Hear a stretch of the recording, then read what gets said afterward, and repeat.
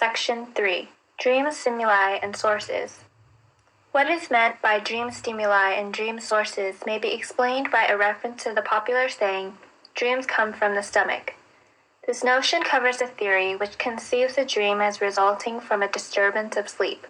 We should not have dreamed if some disturbing element had not come into play during our sleep, and the dream is a reaction against this disturbance. The discussion of the exciting causes of dreams occupies a great deal of space in the literature of dreams. It is obvious that this problem could have made its appearance only after dreams had become an object of biological investigation. The ancients, who conceived of dreams as divine inspirations, had no need to look for stimuli. For them, a dream was due to the will of divine or demonic powers, and its content was the product of their special knowledge and intention. Science, however, immediately raised the question whether the stimuli of dreams were single or multiple, and this in turn led to the consideration whether the causal explanation of dreams belonged to the region of psychology or to that of physiology. Most authors appear to assume that disturbance of sleep, and hence dreams, may arise from various causes, and that physical as well as mental stimuli may play the part of dream excitants. Opinions differ widely in preferring this or the other factor as a cause of dreams, and in classifying them in order of importance. Whenever the sources of dreams are completely enumerated, they fall into the following 4 categories which have been employed in the classification of dreams. 1. External objective sensory stimuli. 2. Internal subjective sensory stimuli. 3. Internal organic physical stimuli. 4. Purely psychical sources of excitation. External sensory stimuli. The younger Strumpel, the son of a philosopher whose work on dreams has already more than once served us as a guide in considering the problems of dreams, has, as is well known, recorded his observations of a patient afflicted with general anesthesia of the skin and with paralysis of several of the higher sensory organs. This man would lapse into sleep whenever the few remaining sensory paths between him and the outer world were closed. When we wish to fall asleep, we are accustomed to strive for a condition similar to that obtaining in Strumpel's experiment. We close the most important sensory portals, the eyes, and we endeavor to protect the other senses from all stimuli or from any change of the stimuli already acting upon them. We then fall asleep, although our preparations are never wholly successful. For we can never completely insulate the sensory organs, nor can we entirely abolish the excitability of the sensory organs themselves. That we may at any time be awakened by intenser stimuli should prove to us that the mind has remained in constant communication with the external world even during sleep. The sensory stimuli that reach us during sleep may easily become the source of dreams. There are a great many stimuli of this nature, ranging from those unavoidable stimuli which are proper to the state of sleep or occasionally admitted by it, to those fortuitous stimuli which are calculated to wake the sleeper. Thus, a strong light may fall upon the eyes, a noise may be heard, or an odor may irritate the mucous membranes of the nose. In our unintentional movements during sleep, we may lay bare parts of the body and thus expose them to a sensation of cold, or by a change of position we may excite sensations of pressure and touch. A mosquito may bite us, or a slight nocturnal mischance may simultaneously attack more than one sense organ. Observers have called attention to a whole series of dreams in which the stimulus ascertained on waking and some part of the dream content corresponded to such a degree that the stimulus could be recognized as the source of the dream. I shall here cite a number of such dreams, collected by Jessen, which are traceable to more or less accidental objective sensory stimuli. Every noise indistinctly perceived gives rise to corresponding dream representations. The rolling of thunder takes us into the thick of battle. The crowing of a cock may be transferred into human shrieks of terror, and the creaking of a door may conjure up dreams of burglars breaking into the house. When one of our blankets slips off of us at night, we may dream that we are walking about naked or falling into water. If we lie diagonally across the bed with our feet extending beyond the edge, we may dream of standing on the brink of a terrifying precipice or of falling from a great height. Should our head accidentally get under the pillow, we may imagine a huge rock overhanging us and about to crush us under its weight. An accumulation of semen produces voluptuous dreams, and local pains give rise to ideas of suffering ill treatment, of hostile attacks, or of accidental bodily injuries. Mayer once dreamed of being attacked by several men who threw him flat on the ground and drove a stake into the earth between his first and second toes. While imagining this in his dream, he suddenly awoke and felt a piece of straw sticking between his toes. The same author, according to Hemmings, dreamed on another occasion when his nightshirt was rather too tight around his neck that he was being hanged. In his youth, Hofbauer dreamed of having fallen from a high wall and found on waking that the bedstead had come apart and that he had actually fallen onto the floor. Gregory relates that he once applied a hot water bottle to his feet and dreamed of taking a trip to the summit of Mount Etna, where he found the heat of the soil almost unbearable. After having a blister applied to his head, another man dreamed of being scalped by Indians. Still another, whose shirt was damp, dreamed that he was dragged through a stream. An attack of gout caused the patient to believe that he was in the hands of the Inquisition and suffering the pains of torture. The argument that there is a resemblance between the dream stimulus and the dream content would be confirmed if by a systematic induction of stimuli we should succeed in producing dreams corresponding to these stimuli. According to Macnish, such experiments had already been made by Jerome de Buzerain. He left his knee exposed and dreamed of traveling on a mail coach by night. He remarked in this connection that travelers were well aware how cold the knees became in a coach at night. On another occasion, he left the back of his head uncovered and dreamed that he was taking part in a religious ceremony in the open air. In the country where he lived, it was customary to keep the head always covered except on occasions of this kind. Maury reports fresh observation on self-induced dreams of his own. A number of other experiments were unsuccessful. He was tickled with a feather on his lips and on the tip of his nose. He dreamed of an awful torture, that a mask of pitch was stuck to his face and then forcibly torn off, bringing the skin with it. Scissors were whetted against a pair of tweezers. He heard bells ringing, then sounds of tumult, which took him back to the days of the Revolution of 1848. Cologne was held to his nostrils. He found himself in Cairo, in the shop of Johann Maria Farina. This was followed by fantastic adventures which he was not able to recall. His neck was slightly pinched. He dreamed that a blister was being applied and thought of a doctor who had treated him in childhood. A hot iron was brought near his face. He dreamed that chauffeurs had broken into the house and were forcing the occupants to give up their money by thrusting their feet into braziers. The Duchess de Abrantes, whose secretary he imagined himself to be then, entered the room. A drop of water was allowed to fall on his forehead. He imagined himself in Italy, perspiring heavily and drinking the white wine of Orvieto. When the light of a candle screened with red paper was allowed to fall in his face, he dreamed of thunder, of heat, and of a storm at sea which he once witnessed in the English Channel. Hervey, Weygand, and others have made attempts to produce dreams experimentally. Many have observed the striking skill of the dream in interweaving into its structure sudden impressions from the outer world, in such a manner as to represent a gradually approaching catastrophe. In former years, this author relates, I occasionally made use of an alarm clock in order to wake punctually at a certain hour in the morning. It probably happened hundreds of times that the sound of this instrument fitted into an apparently very long and connected dream, as though the entire dream had been especially designed for it, as though it found in this sound its appropriate and logically indispensable climax, its inevitable denouement. I shall presently have occasion to cite 3 of these alarm clock dreams in a different connection.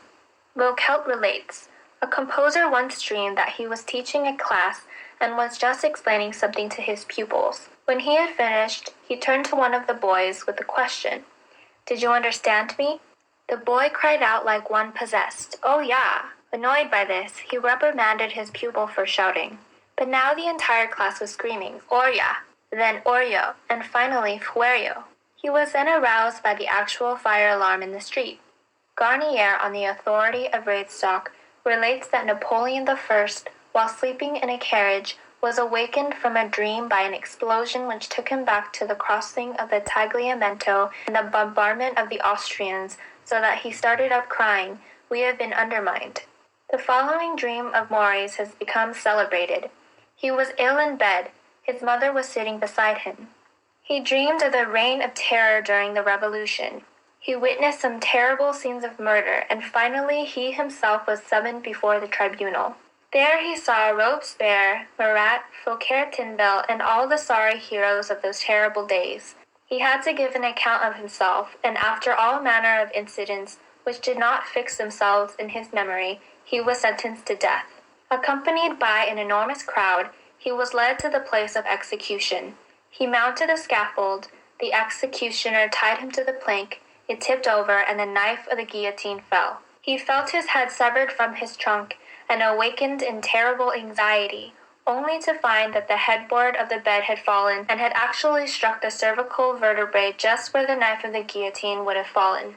This dream gave rise to an interesting discussion initiated by Leila Rain and Egger in the Revue Philosophique as to whether and how it was possible for the dreamer to crowd together an amount of dream content apparently so large in the short space of time elapsing between the perception of the waking stimulus and the moment of actual waking.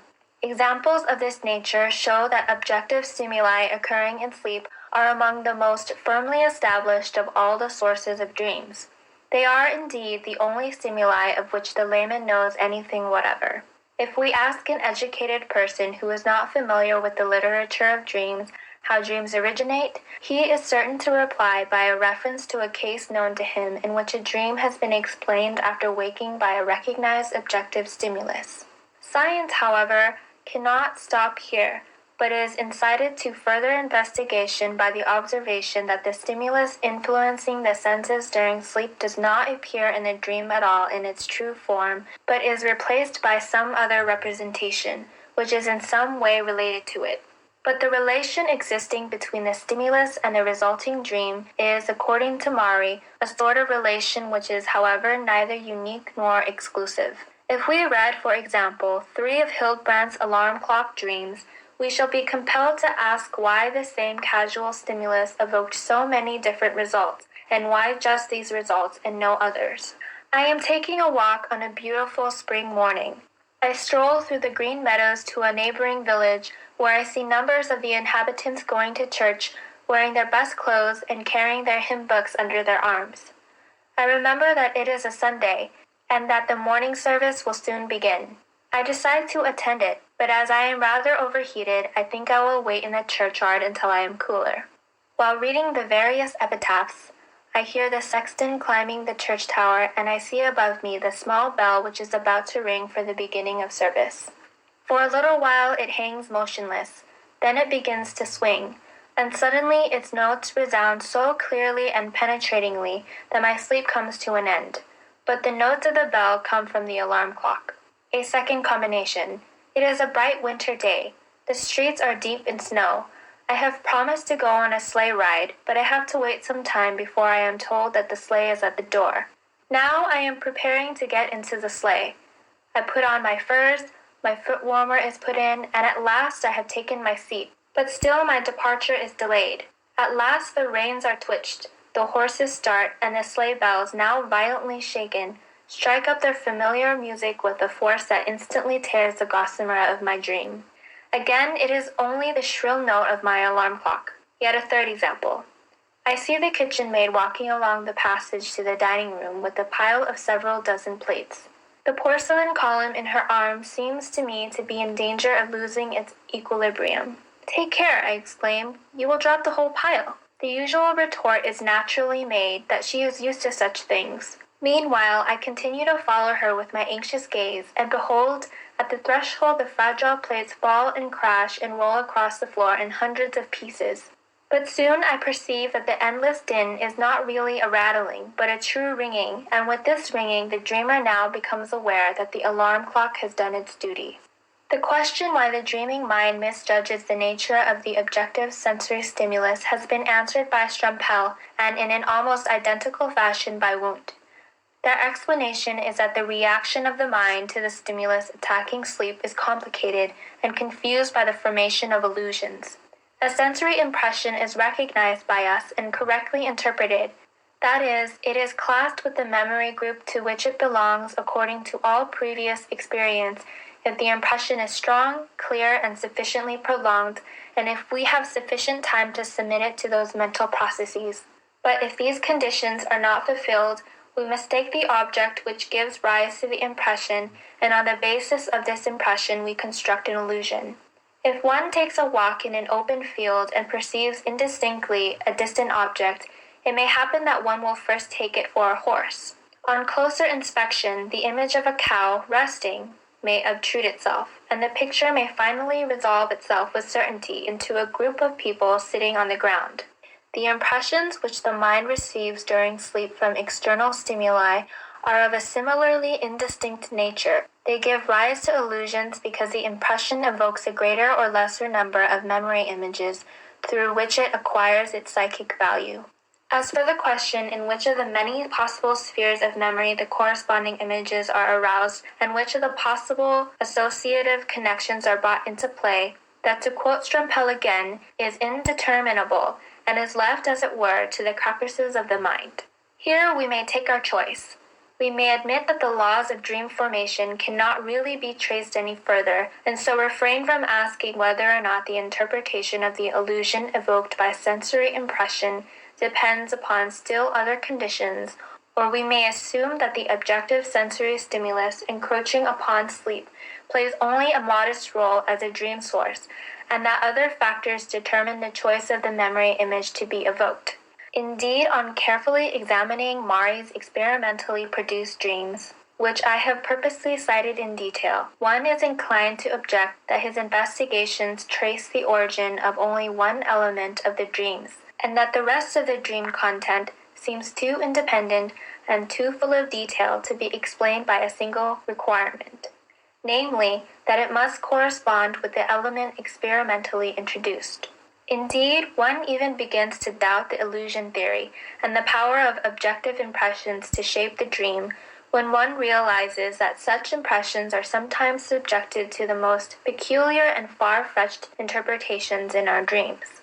Thus, M. Simon tells of a dream in which he saw a persons of gigantic stature seated at a table and heard distinctly the horrible clattering produced by the impact of their jaws as they chewed their food.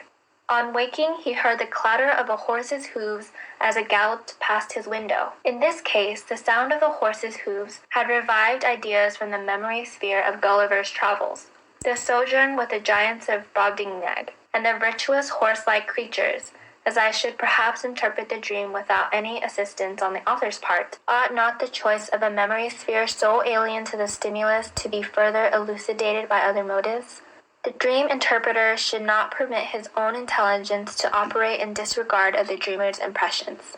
This interpretation of the dream as a reminiscence of Gulliver's Travels is, by the way, a good example of how an interpretation should not be made. The dream interpreter should not permit his own intelligence to operate in disregard of the dreamer's impressions. End of section 3.